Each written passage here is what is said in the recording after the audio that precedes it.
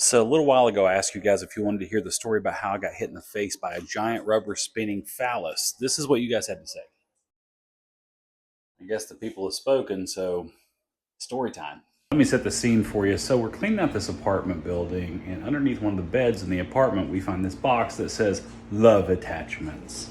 During one of the breaks, one of the guys comes over and says, "Hey, what's in that box?" I'm like, "Man, I don't know. It says love attachments." He goes, "Let's open it." Right off, I notice everything's kind of small, almost a lot like people who haven't went to the link and followed the new page yet. And whenever I say small, I don't just mean small, I mean small and girthy, kind of like a tuna can. But there's no instructions. They have different attachments, so this one has a little shank that comes out of the end, and I'm thinking, that's gotta go on a drill, right?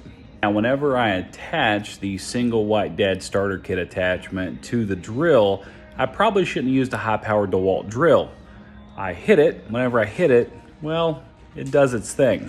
From this to whipping like this, and then goes from about 4 inches to close to 12. Almost immediately, the Sherlock Holmes inside me says, "You should probably stop." But I had more trigger, and I went, "Ah." That's when it went from Dad in a minivan to Drake in a cell phone video. It came across, grew another 6 inches, smacked me in the mouth, knocked a tooth out, and broke off. When it broke off, it shot across the room, out the garage window, and smacked the guy standing outside.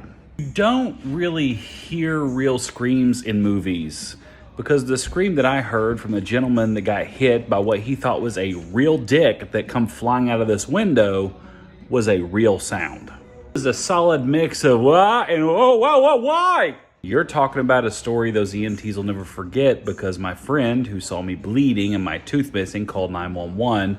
The guy outside called 911 because there are body parts from a male appendage that he doesn't know who they belong to.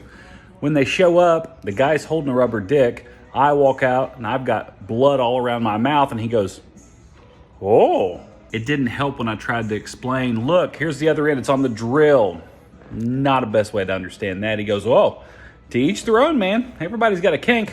That is how I took a rubber dick to the face at 5,700 RPM. Oh yeah, go follow the other page.